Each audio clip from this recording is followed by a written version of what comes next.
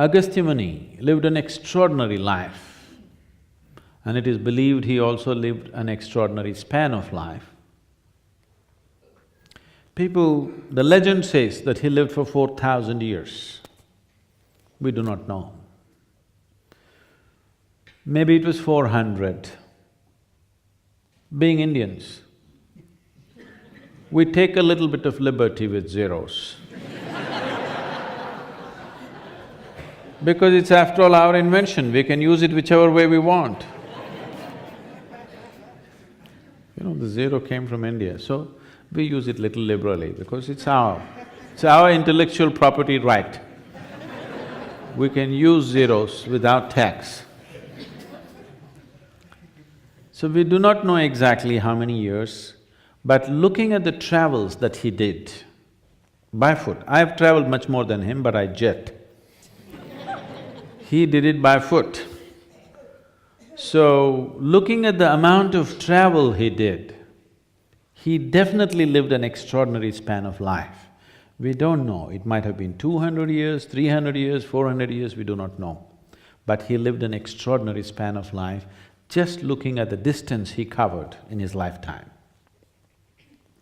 If you go to the southern peninsula of India, Deccan Plateau as it is referred to, anywhere south of Vindhyachal if you go, almost every village you go to, people will say, Agastya Muni meditated here, Agastya Muni lived in this cave, Agastya Muni planted this tree. Endless number of stories like this. Because he did not spare a single human habitation. He went to every human habitation south of Himalayas and touched every human habitation and made spiritual process not as a teaching, not as a religion, not as some kind of philosophy, but just as a part of life. Simply as your mothers teach you how to get up in the morning and brush your teeth, like that spiritual process was taught. The remnants of that, even today, live in the culture, especially in the southern part of the country. In the north, a lot of it has been lost because north took all the beating of invasions from the outside. The invasion, the military invasions, the cultural invasions, the religious invasions from outside were strong in the northern part of the country. But they never usually came down beyond the Vindhyachal mountains. So south remained more protected just by the way the terrain was, the way the whole atmosphere was, because all three sides is ocean. There were no great navies invading, it was usually armies, so they did not come that far down south. So even today, you can see the remnants of this being practiced by common people unconsciously, not even knowing that it's a spiritual process. It's just a part of life. The way you stand, the way you do things, everything, the way you sit, everything has a spiritual basis, but being practiced unconsciously, not being practiced consciously. If I go to a village somewhere in South India, it is true in many parts of North India too, an illiterate person, a completely illiterate person, if I go there, he will not ask, I want a golden horse or something. He will say, Ayya enakku mukti venungaya. He will say, I want ultimate liberation. Nowhere else on this planet is this possible. A completely illiterate person who's never read any scripture, he's never heard any spiritual teaching in his life, nothing. But he knows, somewhere within himself, the culture has told him that he must seek for his ultimate liberation. That means he must seek for a dimension beyond his present existence, the way it is right now. This awareness got so deeply built into the culture that knowingly, unknowingly, people started seeking it. So today it has become too much unknowingly. In spite of 8 to 10 generations of absolute poverty, you will still see there is a certain sense of balance, a certain sense of joy, a certain sense of contentment in them which you rarely see anywhere else on the planet, in spite of almost 10 generations of absolute deprivation on the material level.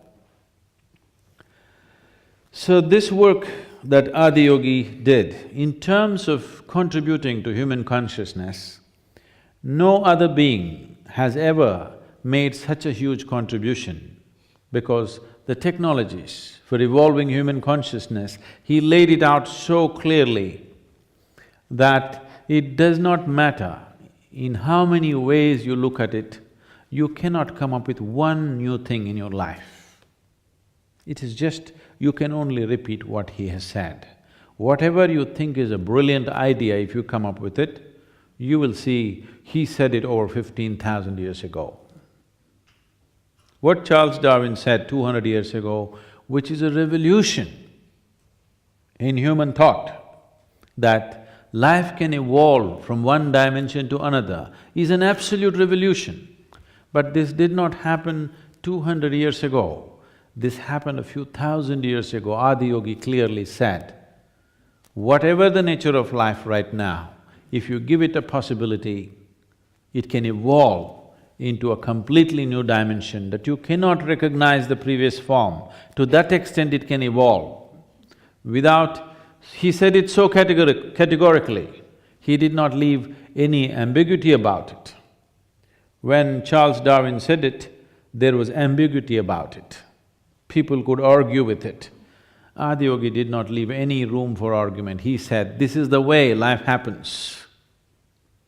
And if you do not know this, from this basic aspect of yoga, this is the reason why every yogasana is named after an animal. Do you know this? Almost every yoga posture that you practice is named after an animal, because it is the science of evolving yourself. And when we say, from this evolved what is considered or referred to as the avatars, the 9 times, the 9 different forms in which the divine appeared. The first form was fish. The second form was a turtle.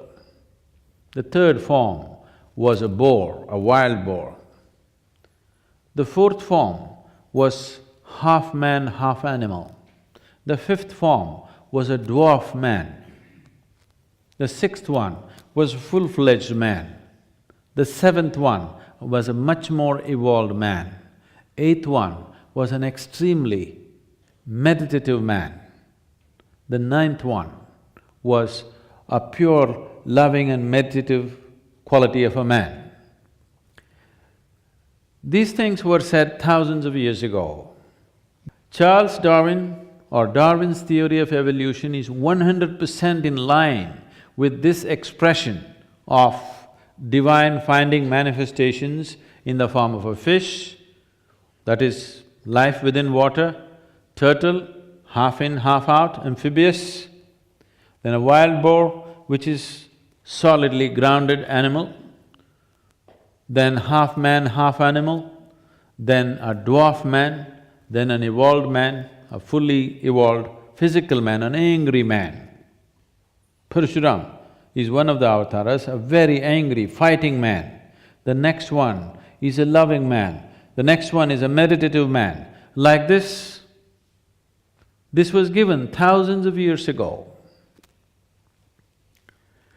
Why I'm saying this to you is, this possibility that a human being can evolve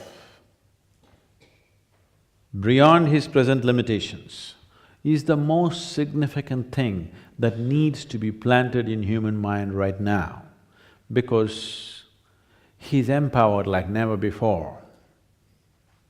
He cannot afford to be stupid anymore. He's empowered like never before, he just cannot afford stupidity anymore. Because when you are not empowered, if you're stupid, it's okay. The world can take it. If you are a little ant, you could crawl on anybody you want. Suppose you grew up into a huge elephant Now, please don't crawl on anybody you want, because wherever you walk, destruction will happen. So, a human being is becoming more and more powerful, but unfortunately not more and more sensible.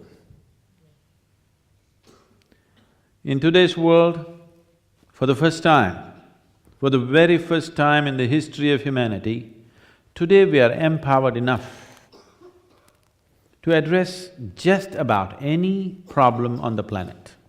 We have the needed resource, capability and technology. We can address and fix just about anything on the planet. This was not even possible 25 years ago. This, I want you to understand this. This is for the very first time in the very history of humanity. Such a possibility, such a capability, such levels of resource and such technologies never ever was possible. This is for the very first time. At the same time, we also have the capability for the first time, if we want, we can split the planet Earth into two. Yes? We have enough explosive power with us. If we put it in the right place, we can actually break the planet into two or into many pieces. We are even capable of that. That is also for the first time. So in terms of what we can do to make everything wonderful here, we are capable like never before. In terms of how to make everything absolutely horrible on this planet, we are capable like never before. In terms of obliterating the very life of the planet, also we are capable like never before. Now, what we are going to do is essentially going to be determined by how much investment are we going to make to raise human consciousness? How much investment are we going to make this idea that a human being can move into another possible dimension, into a reality in our lives? Right now, the investment towards that is almost nil. No government in the world is investing anything, no society in the world is investing anything much. Individual human beings here and there doing a little bit, but no organized effort to raise human consciousness is happening, isn't it? And when human beings are so empowered, not raising human consciousness, trying to solve problems, the mind and the mindset which created the problems, with the same mind and the same mindset, trying to find a solution is the most idiotic thing to do. The kind of mind and the kind of mindset which created all the problems on the planet, the same mind and the same mindset is claiming that it will find solutions. It cannot find solutions, it can only create more problems. So, investing towards making this idea into a reality that a human being can evolve into another dimension, a human being can leave his limitations behind and rise above this. We need investment in that direction, both in terms of human resource and other resource. This needs to happen in a big way, otherwise all of us are going to regret. All of us are going to regret in a very bad way, or we may not live to regret. That is also possible.